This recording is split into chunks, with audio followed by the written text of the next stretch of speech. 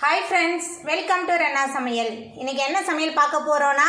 ரொம்ப சுவையான கத்திரிக்காய் வதக்கல் தான் பார்க்க போறோம் ரொம்ப எளிமையான முறையில் வீட்ல உள்ள மசாலா வச்சு ரொம்ப அட்டகாசமா இந்த கத்திரிக்காய் வதக்கலை செஞ்சிரலாம் ரச சாதம் சாம்பார் சாதத்தோட சாப்பிட்றதுக்கு ரொம்ப கலக்கலா இருக்கும் எளிமையான முறையில் செய்யக்கூடிய கத்திரிக்காய் வதக்கல் எப்படி செய்யறேன்னு வாங்க பார்த்துடலாம் கத்திரிக்காய் வதக்கல் பண்ணுறதுக்கு எண்ணெய் சேர்த்துடலாம் எண்ணெய் கொஞ்சம் தாராளமாக இருந்தால் தான் நல்லாயிருக்கும் 3 டேபிள் ஸ்பூன் எண்ணெய் சேர்த்துருக்கேன் எண்ணெய் நல்லா சூடாகி வரட்டும் எண்ணெய் சூடாகி வந்துட்டு இதில் 1.5 டீஸ்பூன் சீரகம் சேர்த்துடலாம் சீரகம் சேர்த்து சீரகம் நல்லா பொரிய ஆரம்பிச்சிட்டு பொடியாக நறுக்குன 2 பெரிய வெங்காயம் சேர்த்துடலாம் பெரிய வெங்காயத்தை சேர்த்துட்டு நல்லா வதக்கிடலாம் இந்த கத்திரிக்காய் வதக்கலுக்கு சீரகத்தோட மனம் ரொம்ப சுவையாக இருக்கும் கத்திரிக்காய் நல்லா வதங்கி வந்துருச்சு இப்போ இதில் கொஞ்சமாக கருவேப்பிலை சேர்த்துடலாம் அதுக்கப்புறமா 2 தக்காளி பழம் நறுக்கி வச்சுருக்கேன் தக்காளி பழம் சேர்த்துடலாம்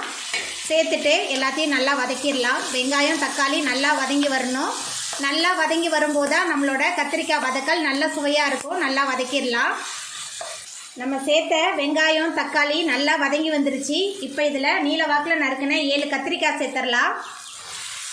கத்திரிக்காவை சேர்த்துட்டு இந்த எண்ணெயிலேயே கத்திரிக்காவை நல்லா வதக்கிடலாம் கத்திரிக்காவும் நல்லா எண்ணெயிலேயே நல்லா வதங்கி வரணும் நல்லா வதக்கிடலாம்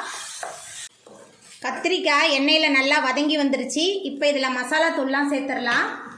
1 டீஸ்பூன் மஞ்சள் சேர்த்துக்கிறேன்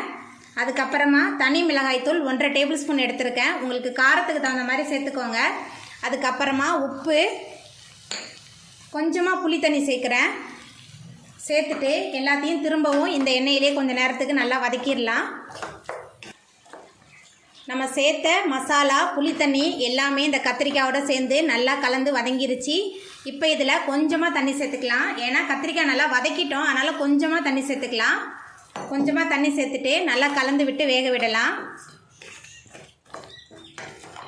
நல்லா கலந்தாச்சு கொஞ்ச நேரம் அப்படியே அடுப்புலேயே இருக்கட்டும் கத்திரிக்காய் நல்லா வெந்து வரட்டும் நம்மளோட கத்திரிக்காய் நல்லா வெந்து எண்ணெயும் நல்லா பிரிஞ்சு வந்துருச்சு பாருங்கள் நம்ம எந்த அளவுக்கு கத்திரிக்காவை நல்லா வதக்கி செய்கிறோமோ அந்த அளவுக்கு தான் நம்மளோட கத்திரிக்காய் வதக்கல் ரொம்ப சுவையாக இருக்கும் எல்லாமே கலந்து நல்லா எண்ணெயிலே வதங்கி சூப்பராக ரெடி ஆகிட்டு நம்மளோட கத்திரிக்காய் வதக்கல் இப்போ நம்ம அடுப்பை ஆஃப் பண்ணிடலாம் அவ்வளோதாங்க நம்மளோட சுவையான கத்திரிக்காய் வதக்கல் ரொம்ப அட்டகாசமாக ரெடி ஆகிட்டு நீங்களும் உங்கள் வீட்டில் இந்த சுவையான எளிமையான கத்திரிக்காய் வதக்கலை செஞ்சு பாருங்கள் இந்த வீடியோ உங்களுக்கு பிடிச்சிருந்தா லைக் பண்ணுங்கள் ஷேர் பண்ணுங்கள் கமெண்ட் பண்ணுங்கள் சப்ஸ்கிரைப் பண்ணுங்கள் அப்படியே பக்கத்தில் உள்ள பெல் பட்டனையும் கிளிக் பண்ணிடுங்க நன்றி